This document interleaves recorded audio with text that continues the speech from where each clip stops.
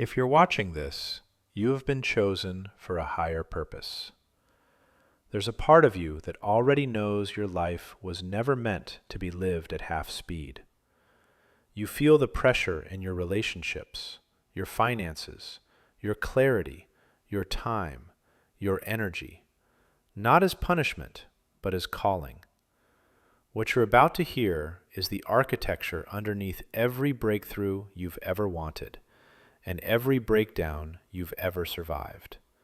I call it the hidden scaffolding of the awakened soul, the place where every layer of your inner life converges, the 7 selves that shape your behavior, the 7 shadow selves that sabotage your progress, the 7 higher selves that represent your God-given potential, the 7 divine principles that govern your reality, the 7 contracts of incarnation that shape your earthly success, the 7 daily sins that distort your nature, the 7 virtues that restore it, the 7 devils that exploit your weakest moments, and the 7 archangels assigned to guide each dimension of your growth.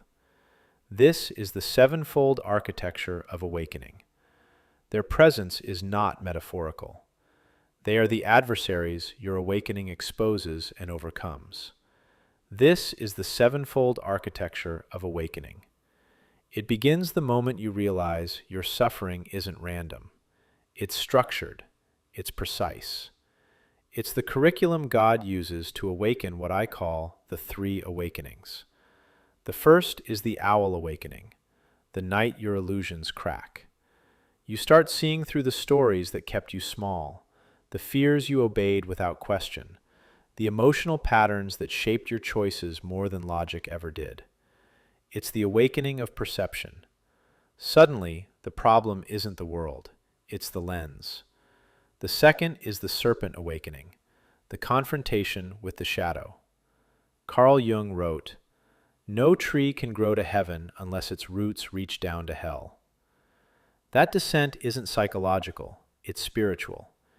It's the moment you uncover the insecure self hiding behind money stress, the reckless self behind self-sabotage, the passive self behind procrastination, the codependent self behind emotional exhaustion, the hypocritical self behind distraction, the ignorant self behind comparison, and the perfectionist self behind burnout. Each shadow corresponds perfectly to one of the 7 sins, the unmet need driving them, the contract they distort, the principle they violate, and the devil that exploits them. Not metaphorically, mechanically, predictably, scientifically. Neuroscience calls them automatic programs. Scripture calls them strongholds. I call them the 7 chains around your destiny. But the descent is not the destination. The third awakening is the Phoenix awakening, rebirth, integration, sovereignty. The moment the shadow becomes fuel instead of prison. Each shadow self has a higher self encoded within it. The guardian, the trailblazer, the ruler, the lover, the messenger, the counselor, the ambassador, and finally the witness. These are not fantasies. They are latent structures of your God-given identity. They activate whenever you realign with the principle you violated, the contract you abandoned, the virtue you suppressed, and the archangel assigned to that dimension of your life. Awakening is not mystical, it is measurable. When you violate a principle, the corresponding shadow takes over. When you honor it, the higher self emerges. When you reject the sin, the virtue rises. When you call upon the virtue, the archangel moves. When the archangel moves, the self aligns. When the self aligns, your life changes. Not conceptually, materially. Your finances stabilize. Your relationships become coherent. Your energy returns. Procrastination dissolves. Decisions become clear. Emotions regulate. Prayer deepens. Peace stops being a visitor and becomes your home. This entire sevenfold architecture exists for one reason: to walk you through the awakenings that lead to spiritual adulthood. The owl, the serpent, the phoenix.